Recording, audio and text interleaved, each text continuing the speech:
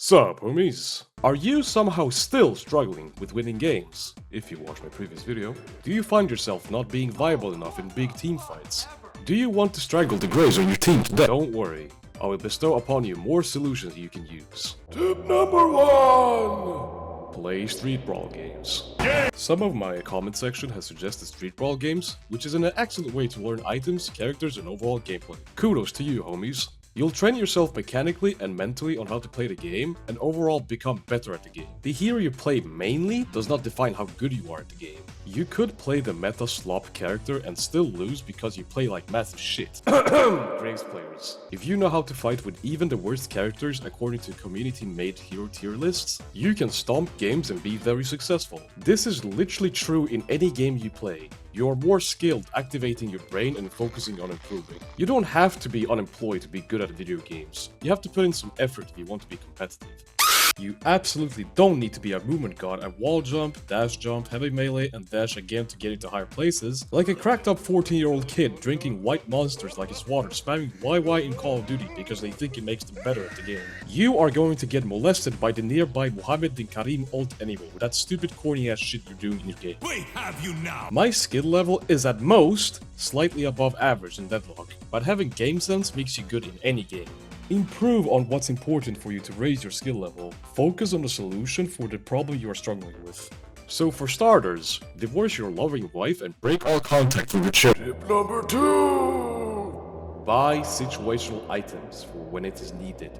A lot of people don't grasp the basic concept of countering heroes with specific items that can help you win the game. Sure, it does feel shitty exclusively having to counter that one bitch-ass haze with metal skin, when you could probably buy that tier 4 item you want in the shop. Or counter the sweaty, annoying retard tryhard movement characters with slowing hex, because it silences their movement-based abilities. Or buying counterspell to stop knockdowns. Another good example is buying situational anti-heal items against tanky characters. Healbane is one of those very good anti-heal items to buy against heroes that heal themselves a shit ton and can potentially remove a large portion of their tankiness. When you have Healbane equipped and you deal spirit damage to an enemy, they get minus 35% heal reduction. And if the enemy hero dies under the said effect, you gain a heal in return. A much more improved version is Spirit Burn, which you can buy into the late game. If you deal significant spirit damage to an enemy within 5 seconds, it causes an explosion that deals spirit damage, and they start combusting into flames. Whilst your enemies are burning in pure agony, they take damage over time and receive a whopping minus 70% healing reduction. Very optimal for dealing with unkillable retards. You can also use Toxic Bullets, Inhibitor, and Crippling Headshot, if you know how to aim for shit,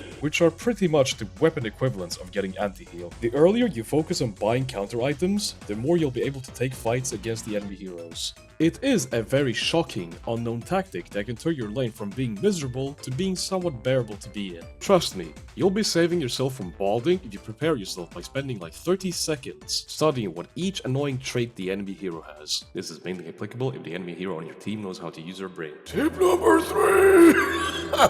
Buy active items and be like 10 times more useful.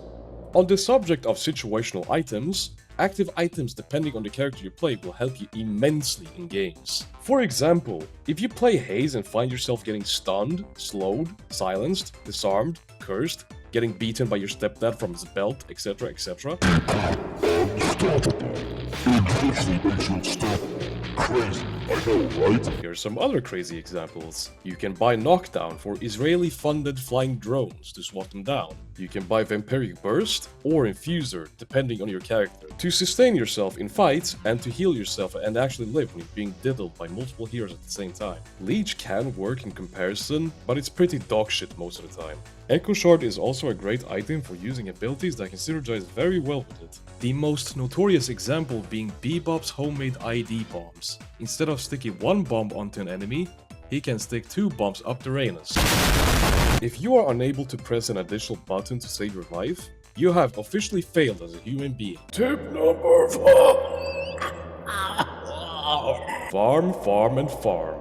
Old MacDonald has some farms on the side of the map, and the gosh darn evil Haze took it all. If you can't farm troopers, games, and gamble like a true son bitch, you playing the game wrong, partner? No, but seriously, It's a constant game of attrition of who becomes strong in your game. If you are getting stomped in team fights when everyone in your team is fighting and you notice you have little amount of souls, broke nigga alert. Your best option will be to start farming more, and it'll help you get the upper hand. Items make you so much stronger and you'll be able to throw hands against fed carries. This is also how carries become stronger much faster in the game. Of course, killing heroes gives you a good amount of souls, but it's also not worth throwing your life away for no good reason. Have a good balance of farming and when to pick team fights and you'll be on your way. Tip number 4! When it is absolutely needed, sacrifices must be made.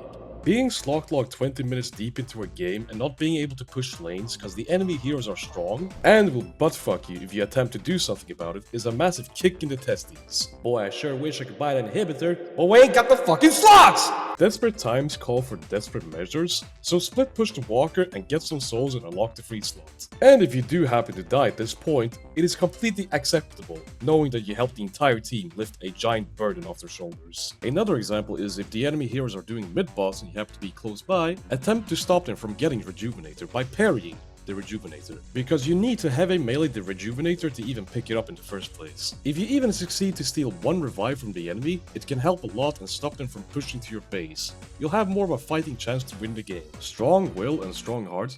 Oh, shit. Strong will and strong hearts can go a long way in your favor.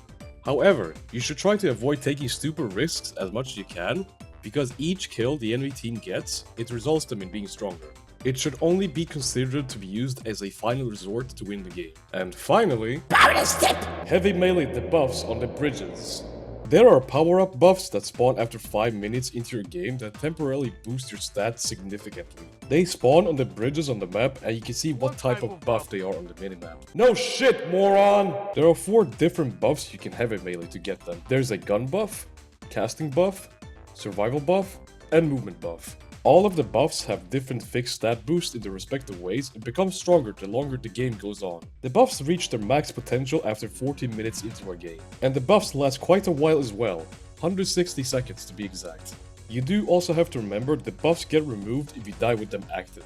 So be confident and win the teamfight with the buff active if you pick them up. You should also consider what buffs to pick up depending on your character and not to waste a valuable asset. Picking up a casting buff as a gun character is not really cool when you know you don't need it. But if you happen to play a character that benefits from the same type of buff, you should coordinate with your teammates and see who should pick up the buff. I hope this second video teaches you some good tips that you can use for the next time when you play the best worst game that Valve has delivered for people who like to shoot guns and do some tactical teamwork. Please like and subscribe as it encourages me to make more high quality content in the future. Peace out, homies.